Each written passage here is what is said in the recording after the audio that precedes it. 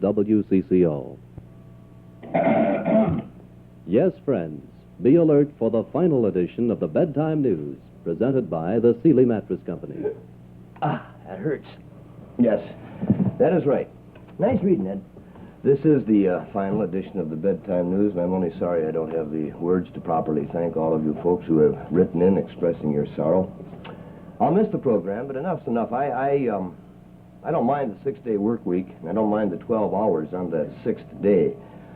But after 9 years, one tends to weary of it all, and I think you'll understand and appreciate and probably sympathize that on a program of this kind, once you lose the enjoyment of the program, you lose the program. I mean, once it becomes a drag, you just have to let go. Now, there are television programs in which the announcer does not have to enjoy it. Years and years ago on Sunday morning, I did a marvelous program called Know Your Plumbing. It was a great show, but I just didn't enjoy it. It turns out I don't like that kind of work. But the Bedtime News it's been kind of special to me. It's been kind of special to many of us around here. And if I'm having trouble thanking you, I am rendered numb in finding ways to thank the Sealy Mattress Company. 6 years, 6.5 years they've been with us, and not once have they complained about the liberties we've taken with their mattresses. Of course, a lot of people have taken liberties. So, with your permission, and as a final thanks to the Sealy people, we're going to kind of overload this final shot with Sealy commercials, messages, reflect back on a few things, and just as we do on the legitimate 6 and 10 o'clock newscasts, we'll report some of the day's news in between the commercials. There is a spot in this first one, right near the end, keep your eyes open, that dramatizes the aging effect that this program has had on its newscaster. The commercial was produced in January 1965, and it was the longest shaggy dog story of the year. Hey, you there. Yeah, you. Excuse me for barging in. Have you taken a good look at your mattress lately? Does your mattress have the famous Sealy Durolife coil that never relaxes its support? Well, don't just sit there and go find out. That's right, now.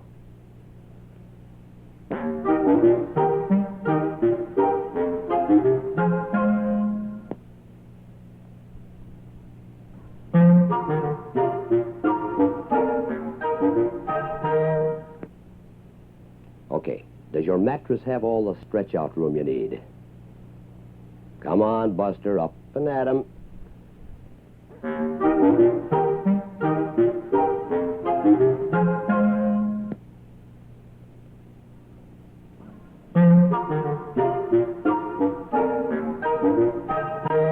Yes, I thought not. Does your mattress have any lumps and bumps?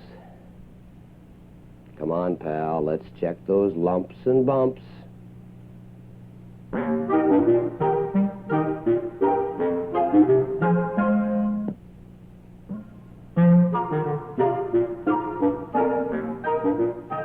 How about the box spring? Any broken coils?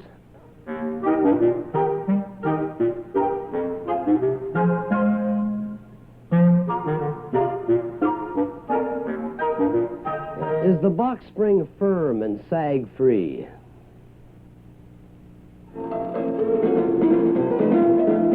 Is the mattress a different size than the box spring? Is it firm and resilient? Any broken stitching?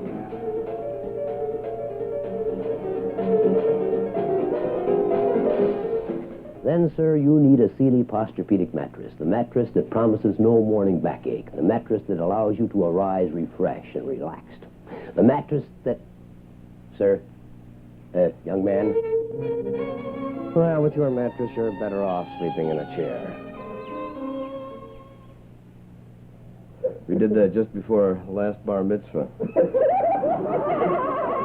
If I'd had a shred of vanity in me, I wouldn't have shown that thing tonight. Of course, if I had a shred of vanity, I wouldn't have made it in the first place.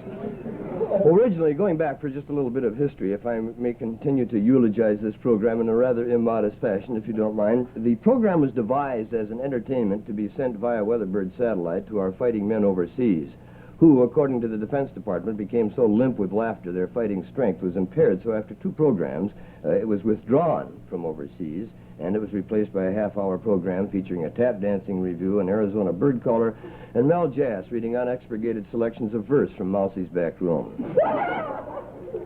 Speaking of which, Mousie's, how can we ever thank that culture cove of comedy for the good times it's provided for this program?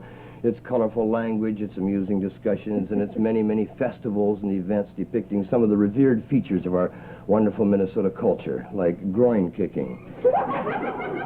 I would suppose the most memorable of all events at Mousie's has been the annual deep slalom and broken fibia ski competition. That's always a colorful event. If you're familiar with it, those who are able gather at the pub at 9:30 in the morning for a few bumps, and then they travel up to the Sacrilege Ski Chalet near Black Duck. Nothing fancy. It's simply a matter of who stands the longest, which under any conditions is a perilous adventure for Mousie's customers. 1969 was the big year when Big Stud Stokowski of the Library Hotel offered a dazzling display of downhill terpsichore. Big Stud won the title going at one stretch for 9 straight seconds without falling on his can, which is better than he does in Mousie's without skis. That's 7 seconds better than the 1963 record set by Gretchen Sludge, who didn't even get out of the place for this day's competition.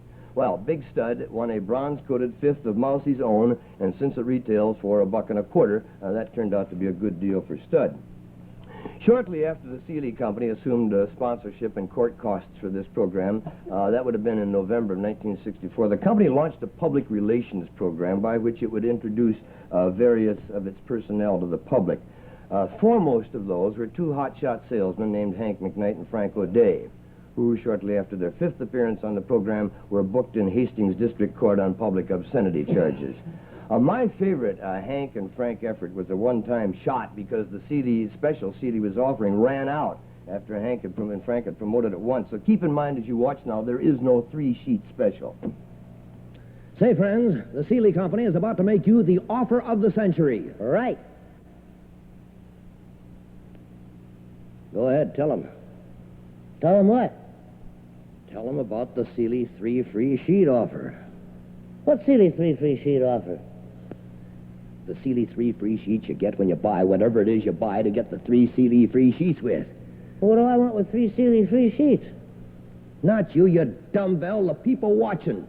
What people watching? The people watching to find out what you have to do to get the 3 free sheets they get when they buy what you're going to tell them what to buy to get the 3 free sheets. Buy what? Buy the 3 free sheets. Well, if the 3 free sheets are free, why do you have to buy them? Don't buy them. Look, there are free sheets, 3 T-shirts. What, you mean you got 3 T-shirts and 3 free sheets, too? I mean? No. Well, hold it. I'll tell them about the Sealy free sheet offer. Please do. yeah, because this guy's off his rocker. You're off your rocker, Hank. And then from time to time, Hank and Frank were augmented by, as we say, various other members of the official Sealy family. One of those who made the most lasting impression on the public was shop foreman Cal Konski. Our guest is Mr. Cal Konski, shop foreman at the Sealy factory in Tarzan Oaks, Iowa. Nice to see you, Cal. Thank you, Sid. It is a pleasure for me. Good. To be here. Cal, you've been with the Sealy company for 30 years, haven't you? Yes, I am, and I have 3 fine children to prove it. Well, that was the next question I was going to ask. You are married then, right? Right. I've been with the Sealy Company 30 years, except for 3 years out for duty in the military service of this great country of ours, regardless of race, color, or creed. As a Sealy employee for so long, I imagine you yourself sleep on a Sealy Posturepedic. Well, the truth of the matter is, it's kind of embarrassing now. You know, what with my job and all, I mean, I'm not much of a sleeper. I mean, it's kind of funny, but I just can't sleep. You're an insomniac. A what? I say you're an insomniac. No, I'm Catholic. I trained about 10 years ago. Me and a father just like that. Tell me, Of Cal. course, I don't play much bingo anymore. Cal, as shop foreman at Sealy's Tarzan Oak, Iowa plant, I imagine you can personally attest to the quality of a Sealy Posturepedic mattress. That is right, Sid. If I can keep those guys in my shop sober, there ain't a mattress-making outfit in the world that can touch us. Thank you, Cal. You know, a little nip here, a little nip there. Thanks a lot, Cal. The pleasure's all mine, Sid. Hope I done good. My mom's watching. What the hell are you tricking me for? It is that kind of public relations that has enhanced the Sealy Company to the public, and records show that during its nearly 7 years of participation on the Bedtime News, Sealy's sales receipts fell off no more than 9% in any one of those years. Well, we have always prided ourselves on making an effort to keep you abreast of the news. So very, very briefly, for just a moment here, we'll sneak in and look at the day's highlights. Okay? The big news, of course, Edina High School turned away last year by Minneapolis Southwest, captured the state high school hockey tournament tonight, defeated Roseau 1-0 with Edina goalie Dave Brummer shutting out the Roseauians. A little play on that town that I've done. So that Rick Weinberg's first period goal stood up. International Falls defeated Johnson 2-1 for third place. Hastings won the consolation title with a 2-1 win over Alexander Ramsey. The university hockey team won the regional NCAA championships in Madison with a 5-2 win over North Dakota. The North Stars in Pittsburgh skated to a 0-0 tie. Cesar Maniago stopping 31 shots and recording his second straight shutout. The Stars remain in third place then in the Western Division of the NHL. Elsewise, Dr. Walter Heller, professor of economics at the university, former chairman of the President's Council of Economic Advisors, has condemned the controversial supersonic transport plane on economic grounds. Dr. Heller said the benefits of it will go to high-income and business travelers, that the government has put up 86% of the $1 billion invested, and that if private industry can't even take it from there, the SST, quote, dismally fails the fundamental test of the marketplace. The Minnesota chapter of the Americans for Democratic Action have called for not only an abolishment of the draft, but the elimination of the Army altogether. What, and miss out on those good breakfasts of cheap cream beef on toast? Not on your life. Saul Jacobs, the deputy, what do they call that breakfast? Never mind.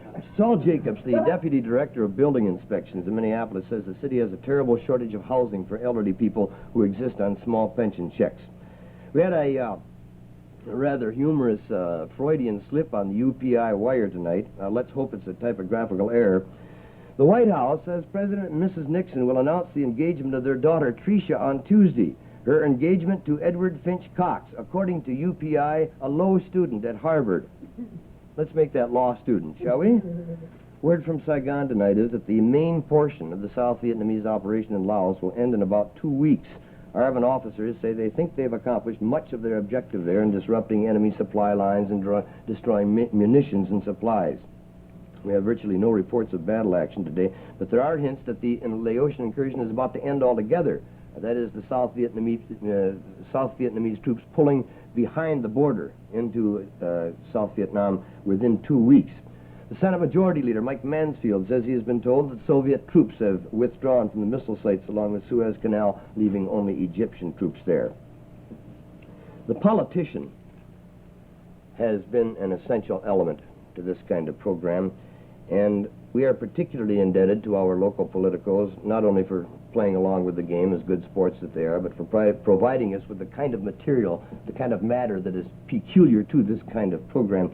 For instance, back on a warm, bright day in July 1965, Governor Karl Rovag was kind enough to act out a minor melodrama for us. He was hosting the National Governors Conference at the Radisson Hotel. As he alighted from his limousine, an errant doorman slammed the car door on the governor's pinky, producing a brief performance of the ooh-ooh quick step.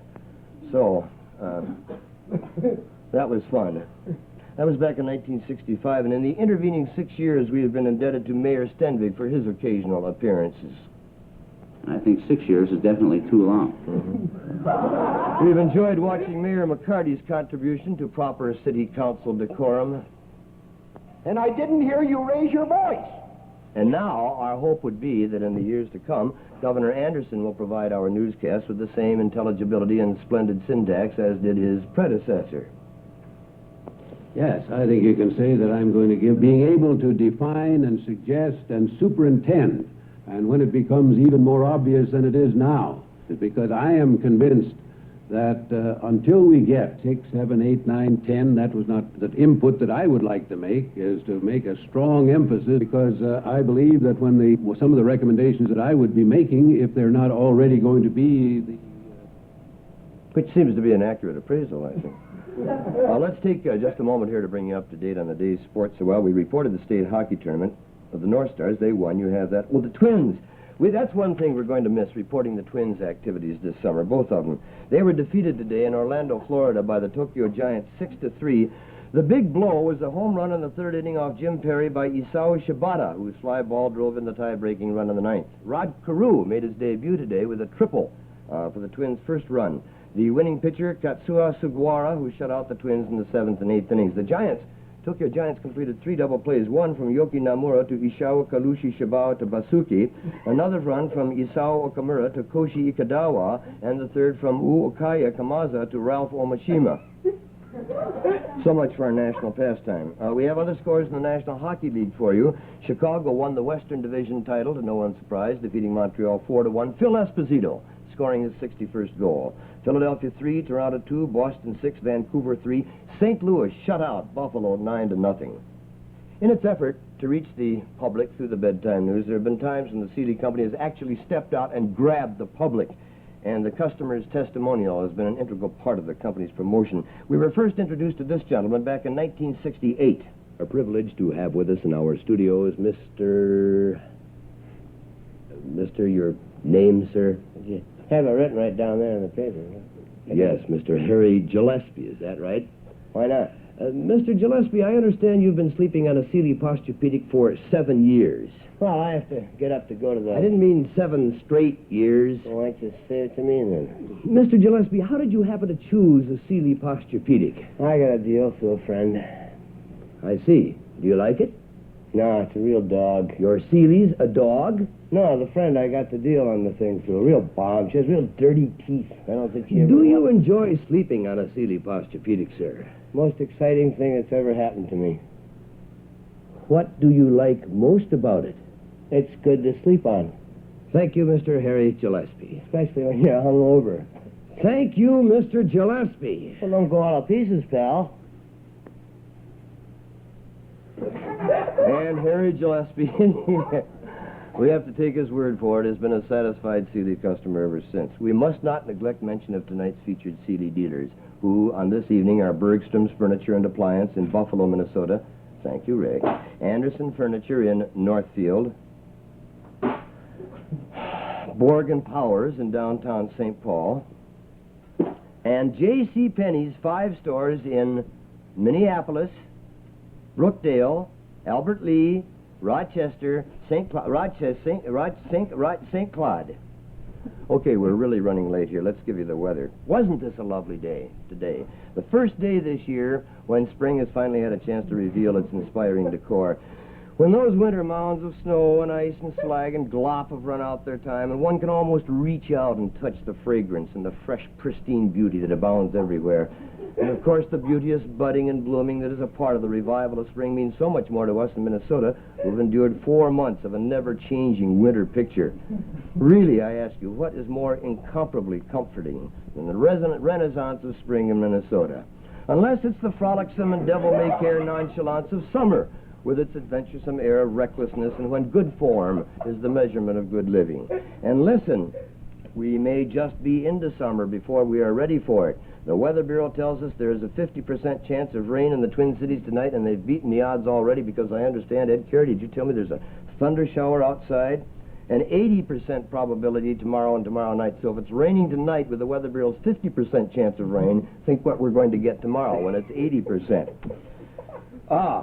Showers changing to occasional light snow tomorrow night, continuing into Monday. The low tonight 34. It's 40 degrees right now. The high Sunday 45. Low Sunday night 32. High Monday 38. Hi, Metro Man. This is the kind of man who sets today's pace.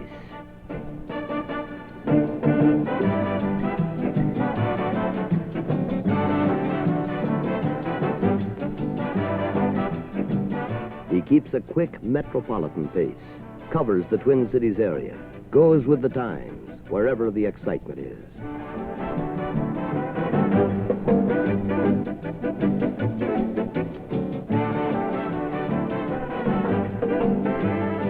He's there with the action, enjoying the finest, the very finest the greater metropolitan area has to offer.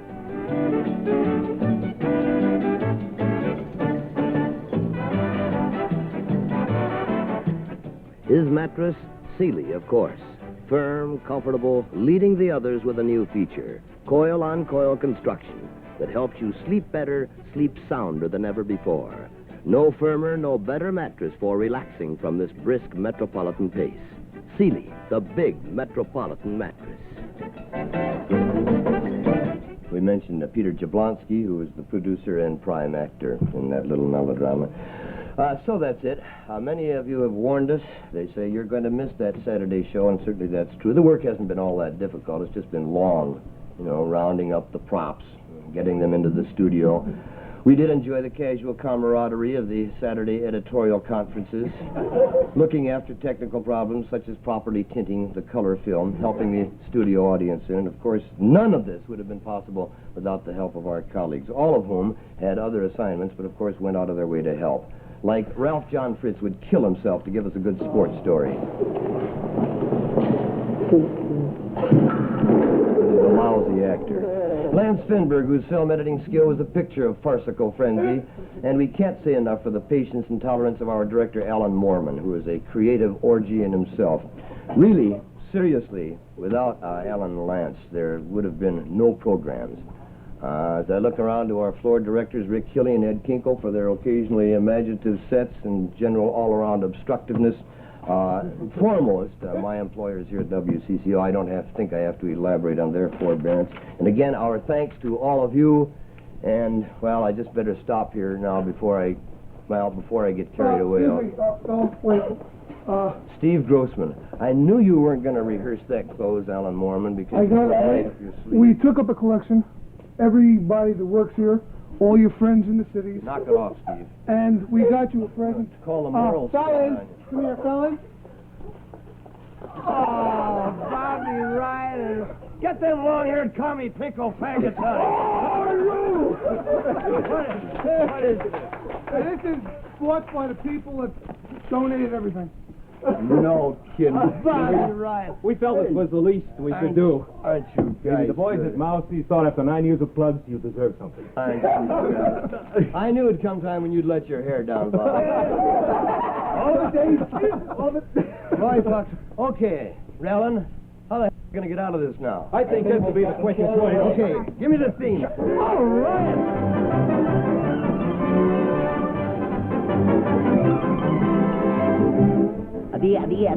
That's all, folks.